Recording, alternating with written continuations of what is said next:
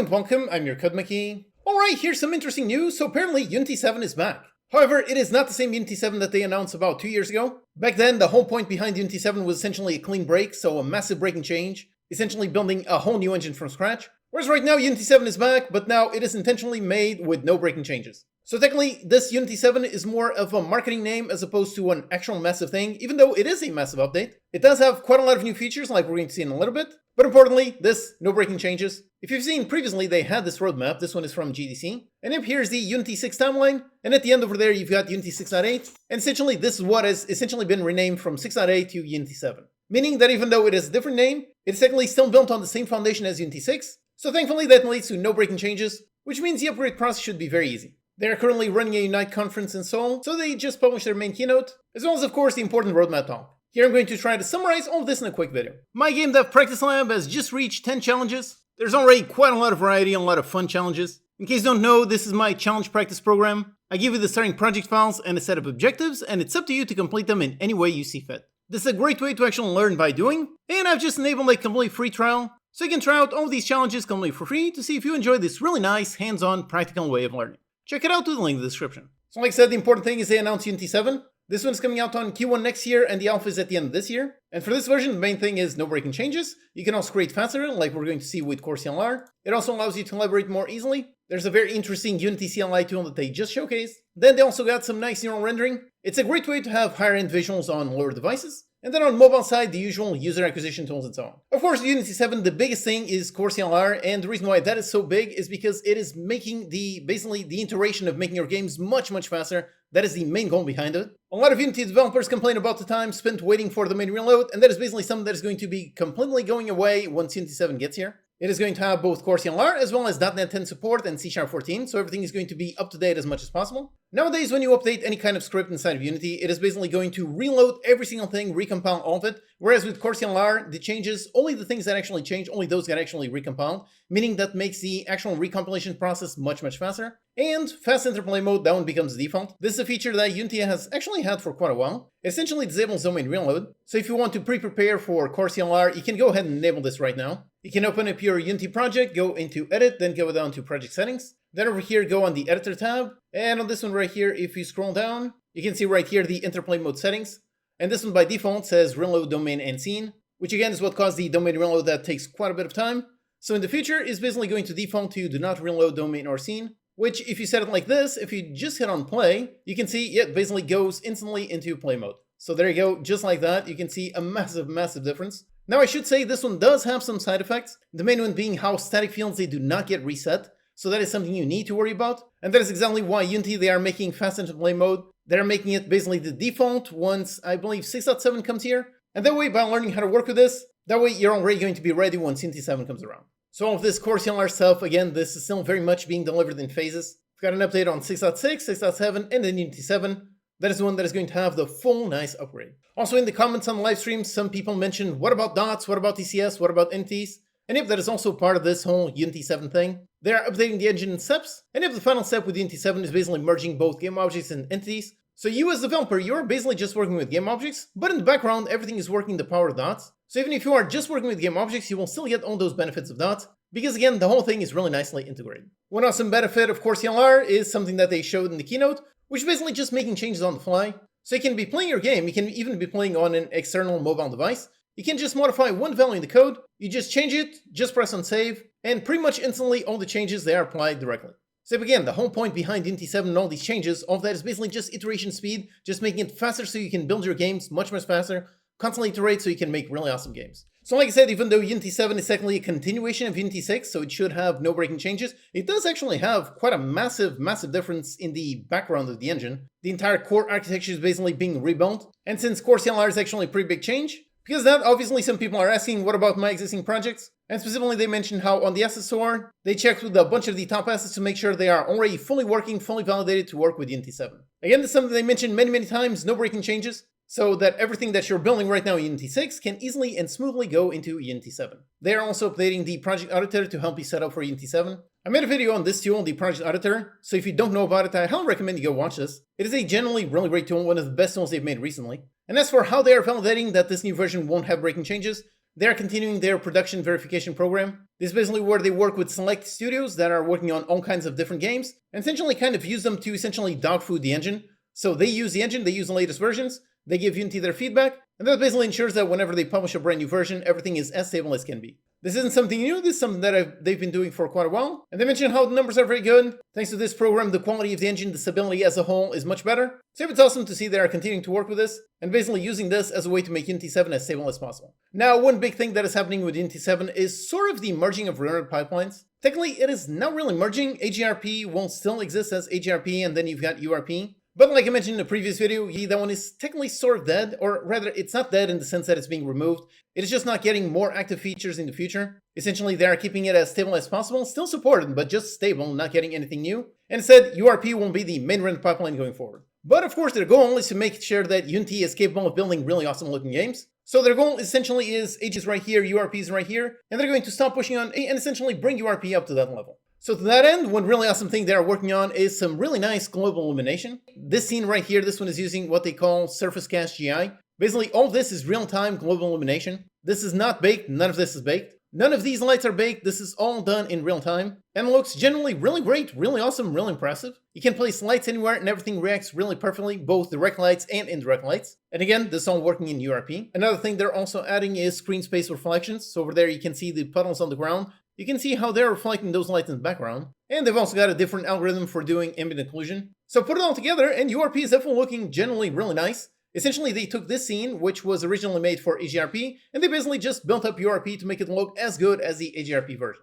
But of course, URP is still meant to be the universal, so it is still meant to run on anything. So essentially, all of these improvements they are doing, they're making sure they work on both, let's say, high-end devices like PCs and consoles, and also just on mobile devices. So all those features, all of them being supported, all of them running really nice, 60 FPS, really solid. These three updates, these are coming to Unity 6.7. But then on Unity 7 itself, it is also getting physical light units, meaning how you can actually work with lumens and that kind of thing instead of just a random intensity value. Then also getting auto exposure, how if you go from the camera from a really dark place to a really bright place, it auto exposes. And perhaps really impressively, it is also getting physically based sky, atmospherics, and volumetric fog. These have been features that have already existed on AGRP, so it's really awesome to see them coming to URP. I've seen some demos and these always look really awesome, so getting these in URP is going to be really great.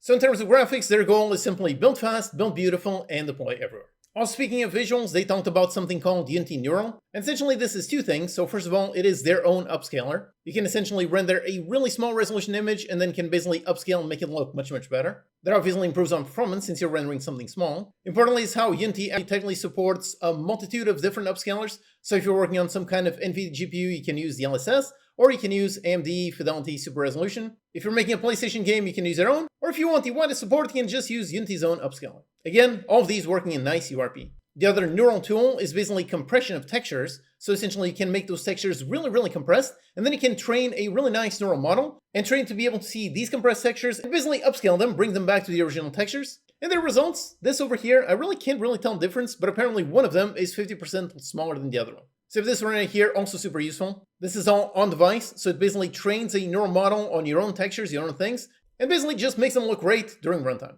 So again, for Unity 7, even though technically AGRP is still going to be supported, for the most part, the main render pipeline is going to be, they're going to be adding all these features onto it to basically make it so you can only use just one render pipeline and make really awesome games that perform basically on any kind of device that you want. In terms of 2D, they mentioned some nice improvements. So Render 3D SD, they already published this one in a previous Unity version. Then the Physics Core 2D basically gives you quite a lot more control over the actual physics. And you've got the new Render Sprite API. Apparently this is an API where you can render sprites insanely efficient, so render a really massive amount. Showcase all those things in action. They actually published a real nice sample. It is called Bunny Blitz, and I don't think they mentioned when it's out, but I'm guessing it's out soon. They also showcase this really nice scene, a real nice torture test of all kinds of 2D physics. And yep, even with a couple hundred, maybe a couple thousand physics objects, everything really works really nice at performance. And they're also adding a 2D specific profile. They also talked about UI, which is really awesome. Again, when they originally announced Unity 7 2 years ago, they mentioned something that scared me quite a bit. They said basically Unity UI is going away and UI Toolkit is the only way. And I was really against that decision, but thankfully since then they basically reverted it. So over here they talked about all kinds of improvements they are bringing still to Unity UI, making it support different resolutions, making it support actual right and left text. So yep, Unity UI is still very much supported both right now and Unity 7 and beyond. But if you prefer UI Toolkit, if so, they are still working on that one as well. So they are making improvements to the scene animation system. This one I've tried using a little bit and it was actually quite tricky, so I'm really happy to see this change. They're also adding some nice one-click visual effects, and adding a nice section on the profiler. So in terms of UI, I'm very happy to see that even on Unity 7 and beyond, Unity UI is still being supported. Then another very important topic is what about Netcode? So right now, as you might know, we've got Netcode for game objects and Netcode for entities. I actually have 2 free courses on those 2 Netcode stacks. So I've got one on making a simple game with Netcode for game objects and one on Netcode for entities. As of right now, they are still 2 separate packages. But again, the goal with Unity 7 is to basically merge those 2 so you have just one. You just have one Unity Netcode package. However, they're also making something really interesting, which is how previously I thought they were basically going to deprecate Netcode for game objects and just have Netcode for entities. But in reality, they are generally kind of merging those 2. So essentially they are saying how they're making the Unity Netcode package. This one has usability of game objects. So you basically work with it as normal game objects just as you were. But on the back end, the part that you don't see is how that netcode that is actually using ECS on the background. Meaning it is insanely performant and insanely easy to use. They also mention right here how it has NGO compatibility. So this one, I'm not quite sure I understand, but if I understood right, that seems insanely good. Essentially, they mentioned how there's a nice Ghost API. And basically, if you use that Ghost API on any kind of game object, on the background, it is already going to use all that netcode stuff. So from what I understood, it seems like it should be very easy to basically convert a netcode for game objects game and make it use this Unity netcode package, which again, in the background does have the ECS integration.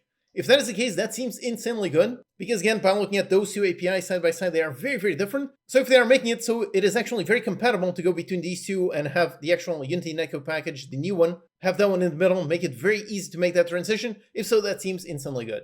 And again, that one has all these featured by default. Client prediction, massive scale, delta compression, all those things. Those are things that already exist right now in entities, but not in Netcode for game objects. So again, if this compatibility exists, if so, that seems it's going to be insanely good for all games that already exist using Netcode for game objects. So on this one, this seems really awesome, merging those netcode packages. Considering how multiplayer games are so important, this seems like a very, very good thing for the future. Then also related to multiplayer, they mentioned something called cloud behaviors. This one, from what I understand, is basically cloud code, so you can run code in the servers themselves. So in terms of event-driven games for multiplayer, that also works quite nicely, or for things like managing progression, inventory, and so on.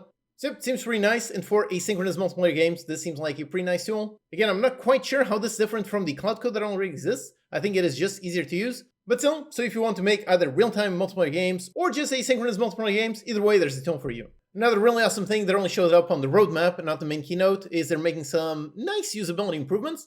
The first one being the Unity hierarchy. This one has been some pre-legacy code for quite a while, and they're making a massive improvement to it, making it efficiently handle millions upon millions of objects. It will enable you to have visual indicators for all kinds of game objects. I believe I've also heard you can now finally have some folders. I believe I've read that somewhere in their discussions. And it also has nice horizontal scrolling. So yep, it's really nice how the hierarchy, it is something that you use basically all the time. That one is finally getting a very nice improvement. Then also getting some more nice editor APIs, so you can customize things quite a bit more. You can add some nice custom toolbars and so on. So even in terms of just general usability, things are also improving. One interesting thing they mentioned is Unity Pipeline. This is basically a nice tool to make collaboration easier. That is very much related to CLI. So you basically don't need to open up Unity itself. You can just run some commands in the command line interface, and all of a sudden you can recompile your code, you can make all kinds of changes, all just by using a really nice command line, which obviously the whole thing is linked up with AI, so you can use things like Cloud Code, like Codex, and use those to make changes directly inside Unity without ever having to actually open up the engine. Unity Collaboration, that one is also getting some nice improvements, so you can basically send some notes directly from the editor and someone else receives them directly in Slack or something like that. In terms of VR, they showcase the integration of a bunch of tools alongside Meta, so you can make games for request device and set up the whole thing much faster. This part was very much using Cloud Code, which in this case, I think is actually a generally good use case, just because setting up a VR scene, that one is still quite a bit complex. So if you can chat with an AI and have it actually help you set up all these interactions, that can actually be quite useful. At least based on these results, they seem to be quite good. And another nice platform that I'm always hoping that will continue to grow is WebGPU, basically web as a whole. And yet for this one, they're also making quite a few improvements, making faster load times, fewer memory, and so on. As you might know, I started my game dev career with Flash, so web games are something that is very personal to me. So I really hope all these improvements to the web, eventually they'll lead to sort of a web resurgence, so that in the future people can play all kinds of games just on a browser, no installs, no nothing required. I really would like that feature to come to pass, so I'm happy to see they are continually improving all of their web tools. So yep, that's a feature of Unity, mainly all about Unity 7. Like it says here, this is the next generation of Unity. And looking at all those things, basically the merging of the render pipelines, the merging of netcode stacks, integrating game objects, and of course, CoreCLR, making it much faster to actually work and actually build your games. All those changes seem really awesome. So thankfully, it seems like Unity 7 is actually going to be a very nice thing. And again, since they are promising no breaking changes, that means a lot of benefits without quite a lot of headaches, and that is always a very good thing. Like I mentioned, the alpha for Unity 7 demo is coming out at the end of this year, and the actual release is early next year. So the next few months or the next year for the Unity engine should be a very interesting time.